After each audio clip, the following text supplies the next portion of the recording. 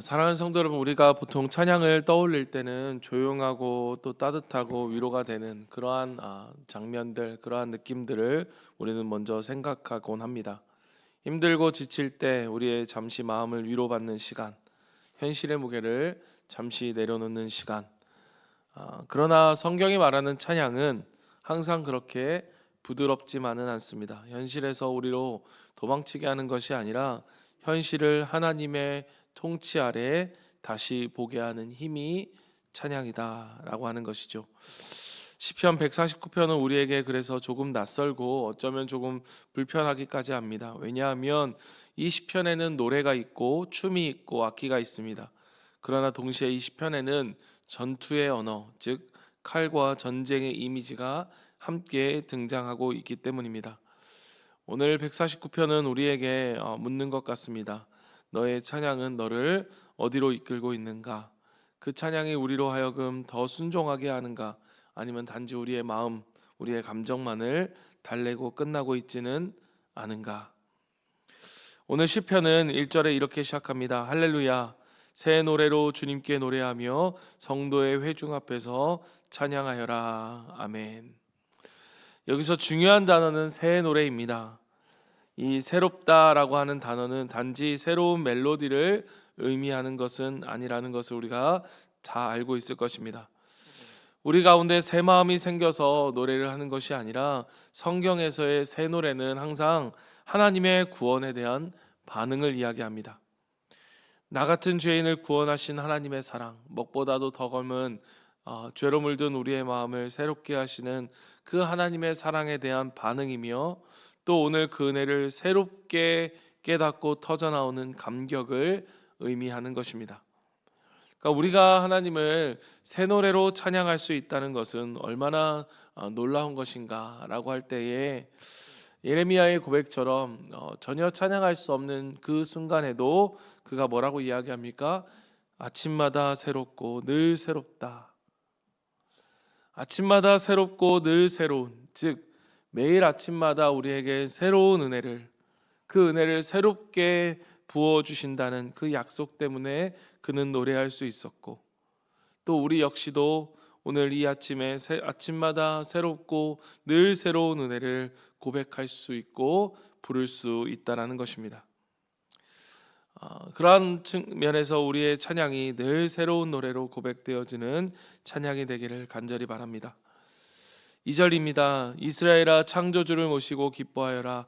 시온의 주민아, 너희의 임금님을 모시고 큰 소리로 즐거워하여라. 찬양의 이유는 분명합니다. 그분이 우리를 지으셨고 그분이 우리의 왕이기 때문이다 라는 것이죠.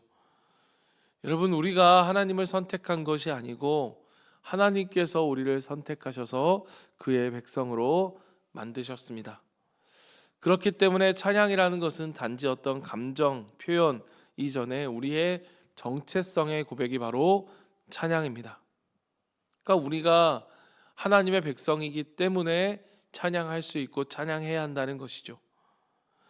결국 이것이 빠진 찬양은 쉽게 자기중심적인 그러한 노래가 되기 쉽습니다. 그러나 오늘 우리가 하나님께 찬양하기 위한, 하나님을 찬양하기 위한 백성으로 부르심을 받았다라고 하는 이 우리의 자기 정체성이 분명한 이 고백 속에서는 이 찬양은 우리로 하여금 다시 한번 우리가 어떠한 존재인지를 하나님 앞에 세우는 것이죠. 우리가 하나님을 찬양할 때는 언제입니까? 단지 어떤 필요에 의해서, 하나님의 어떤 도움이 필요해서 우리가 하나님만을 찾고 있지는 않습니까? 오늘 말씀처럼 우리가 어떤 존재인지를 알 때에 그러한 왕 되신 하나님, 우리의 삶의 주권을 맡길 왕으로 우리가 하나님을 찬양하고 고백하고 있습니까? 4절은 매우 중요한 선언합니다. 3절과 4절 찬양의 모습과 그 이유를 3절과 4절은 보여주고 있는데요. 3절 말씀, 춤을 추면서 그 이름을 찬양하여라. 소고치고 수금을 타면서 노래하여라. 주님께서 당신의 백성을 보시고 기뻐하신다. 눌림받은 약한 사람에게 승리의 영광을 안겨주신다. 여기서 우리가 주목하고 싶은 것은 바로 눌림받은 약한 사람이라고 하는 것. 이것을 개역개정에는 겸손한 자라고 이야기합니다. 겸손한 자. 하나님이 기뻐하시는 것은 요란한 표현이 아니라 자기가 어떤 존재인지를 아는, 자기 자리를 아는 마음입니다. 그렇게 보면 겸손이라는 것은 나를 낮추는, 내가 이 정도인데 나를 낮추는 그러한 기술이 아니죠. 겸손이라는 것은 내가 어느 위치에 서야 하는지, 즉 하나님 앞에서 내 자신이 어떤 존재인지를 분명히 아는 태도가 겸손입니다. 사실 여러분, 우리는 낮아질 게 없는 사람들입니다. 높아 있어야 낮아질 수 있는데, 여러분, 우리는 높은 위치에 있을 사람들이 아니기 때문입니다. 자기의 자리를 찾는 것, 그게 우리가 어떤 존재인지를 아는 것, 그것을 깨닫는 그것이 바로 겸손한 것입니다. 놀라운 것은 하나님께서 바로 이 겸손한 자의 찬양을 기뻐하신다는 거예요. 놀림받고 약한 자들의 찬양을 기뻐하신다는 것입니다. 그러니까 즉 하나님은 하나님의 백성 그 자체를 기뻐하신다는 사실입니다. 그러니까 여러분, 하나님은 우리의 찬양을 기뻐하시는 것이 아니라 찬양하는 우리를 기뻐하시는 거예요. 그러니까 우리를 기뻐하신다. 우리를 기뻐하시는 하나님. 그분이 기뻐하시는 것은 우리, 즉 겸손한 자. 다시 말하면 하나님 앞에 자신이 아니라 하나님만을 의지하는 자인 것입니다. 우리가 드릴 하나님을 향한 찬양은 무엇일까?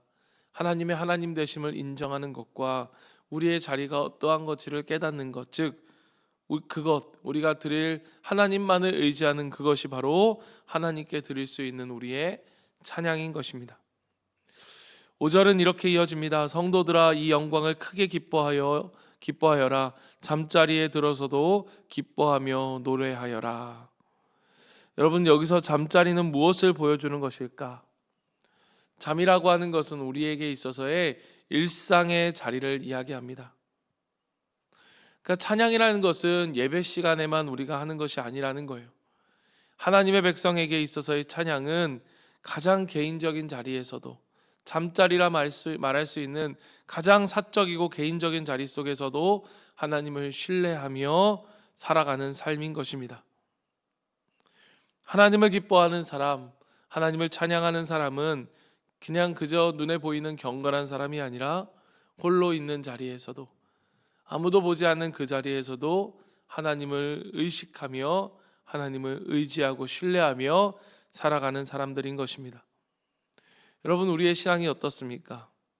사람들이 보는 자리에서만 그렇게 보여지는 모습으로 우리가 살아가고 있지는 않습니까? 오늘 우리 예배가, 우리의 찬양이 예배당에만 머물러 있지는 않습니까?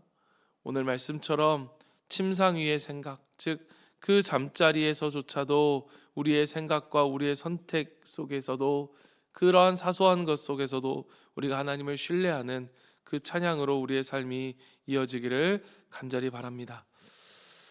이제 시편은 갑자기 분위기가 바뀌어지는데요. 6절에 보면 성도들의 입에는 하나님께 드릴 찬양이 가득하고 그 손에는 두 날을 가진 칼이 들려 있어. 이 장면은 우리를 조금 당황하게 합니다. 왜냐하면 찬양이 불려지는 입술, 그리고 그 두 손에 달린 두 양날의 칼, 여기서 말하는 이러한 칼의 모습, 전쟁의 모습은 단지 개인적인 분노를 푸는 그러한 싸움을 보여주는 것이 아닙니다. 이것은 하나님의 통치를 거부하는 세상에 대한 선언인 거예요. 중요한 것은 순서입니다. 먼저 찬양이 있고 그 다음에 칼이 있습니다. 즉 하나님의 백성은 이 세상에 하나님의 나라를 선포하고 하나님의 통치하심을 선언하며 살아갈 때에 그러한 삶의 모습이 자기의 의지나 자기의 분노로 쌓아가는 삶이 아니라는 거예요. 하나님의 말씀 아래서 그는 싸웁니다. 신약의 비단에서 오늘 이 말씀을 우리는 이렇게 이해하죠. 우리의 싸움은 혈과 육에 대한 싸움이 아니라 죄와 거짓, 교만과 불순종에 대한 싸움이다. 그러니까 그리스도인이라는 것은 찬양으로, 이 찬양이라는 것은 현실을 외면하는 그러한 사람들이 부르는 것들이 아니라 이 찬양은 하나님의 시선으로 오늘 우리의 현실을 직면하는 사람입니다. 그렇기 때문에 우리는 찬양으로 하나님의 통치를 선언합니다. 하나님의 통치를 선포하는 것이죠. 그런 면에서 볼 때 찬양은 두 손에 달린 칼과 같은 거예요. 내가 더 이상 이렇게 살지 않겠다. 내가 더 이상 나를 의지하고 내 마음대로 살지 않겠다. 나는 하나님만을 의지할 것이다. 오늘 우리가 부른 찬양도 하나님이 우리에게 주시는 은혜의 위로이기도 하지만 또한 동시에 우리에게 있어서는 무엇입니까? 이 땅에서 내가 죄와 더러운 마음으로 가득 찬 마음으로 살아가지 않을 것이다. 먹보다도 더 검은 우리의 삶을 정결케 하시는 하나님, 그 하나님을 의지하여 거룩한 삶을 살아갈 것이다 라고 하는 세상에 대한 저항이고 두 손에 들린 칼과 같은 하나님의 통치를 선언하는 행위인 것입니다. 사랑하는 여러분, 오늘 우리가 이 찬양이 오늘 우리가 아침에 출근하는 우리 가운데 또 우리가 마주하는 모든 일들 속에서 하나님을 신뢰하며 하나님을 통치하는 그러한 우리의 고백이 되고 또 우리의 무기가 되기를 간절히 바랍니다. 저는 찬양이 무기라고 생각합니다. 이 세상을 이길 수 있는 무기, 이 세상을 뚫고 하나님의 통치를 이뤄낼 수 있는 무기, 우리에게 들려진 이 무기를 가지고 하나님의 통치를 살아가는 저와 여러분이 되기를 간절히 바랍니다. 시편 149편은 이렇게 끝납니다. 9절 말씀, 이 영광은 모든 성도들의 것이다. 할렐루야. 이 싸움, 우리의 찬양, 우리가 부를 수 있는 이 세상을 향하여 두 손에 칼을 드는 것처럼 하나님의 찬양을 고백하고 선언할 수 있는 것은 여러분 특별한 사람에게만 주어지는 것이 아닙니다. 모든 성도, 즉 하나님의 은혜로 부르심을 받은 자들의 몫인 것이에요. 여러분, 오늘 이 찬양 우리에게 주신, 우리 모두에게 주신 하나님의 은혜이고 또 하나님의 선물인 것이죠. 그리고 우리는 이 찬양을 통해 하나님의 백성으로 이 땅을 살아가게 되는 것입니다. 우리를 향한 이 부르심이 그리스도 안에서 완성되어집니다. 그리스도는 찬양과 순종으로 십자가를 지셨고 세상과 죄를 이기셨습니다. 우리도 그분의 순종 안에, 승리 안에 참여하는 사람들입니다. 그래서 우리에게 필요한 것이 무엇입니까? 하나님을 찬양하는 것입니다. 우리로 이 노래하는 입술로 순종하는 삶으로 살아가는 이 삶을 오늘 시편 기자는 우리로 하여금 초대하고 있는 것입니다. 사랑하는 성도 여러분, 하나님이 다스리시는 자리로 우리의 삶을 내어놓을 때 그 삶 자체가 하나님을 향한 찬양이 된다는 이 사실을 기억하면서 오늘 이 아침도 또 매일매일의 하루도 하나님을 향한 찬양으로 시작하는 저와 여러분의 삶이 되기를 간절히 바랍니다. 아멘. 우리 함께 기도하겠습니다. 우리 기도하며 나아갈 때 하나님 아버지, 오늘 우리의 삶이 정말 매 순간 주님을 찬양하는 우리의 삶이 되게 하여 주시옵소서. 입술로 흥얼거리는 찬양뿐만 아니라 그것으로 인하여 우리의 삶이 온전히 하나님만을 신뢰하는 삶을 살아가는 우리의 삶이 되기를 원합니다. 하나님 아버지, 우리가 우리가 살아가는 삶은 전쟁과 같은데 이 전쟁 속에서 우리에게 주신 무기, 한 손에는 기도를 들고 또 한 손에는 찬양을 들고 하나님 아버지, 우리가 주님 말씀에 순종하는 이 삶의 여정을 살아가는, 거룩의 여정을 살아가는 우리의 삶이 되게 하여 주시옵소서. 오늘 말씀을 붙들고 우리가 함께 기도하길 원하고요. 우리가 기도할 때 우리 내일 있을 우리 송구영신 예배를 위해서 기도합니다. 하나님 아버지, 이 자리가 정말로 한 해를 마무리하고 또 한 해를 출발하는 우리에게 있어서 그냥 마지막 예배지라고 하는 것으로 끝나는 것이 아니라 정말 이 시간을 통해 하나님 임재하시고 성령의 충만함을 통해 하나님 아버지 우리에게 위로하시며 또한 우리를 격려하시고 우리를 일으켜 세워주시는 하나님의 은혜를 경험하는 귀한 예배의 시간이 될 수 있도록 도와달라고 우리 송구영신 예배를 위해서 같이 기도하고 또 우리 교회에 있는 환우들과 또 마음이 상한 우리 형제들과 또 우리 여러 가지 아픔 가운데 있는 우리 목원들을 위해서 같이 한번 기도하고 또 각자의 기도 제목을 가지고 기도하며 주님 앞에 나아갑니다. 기도하겠습니다.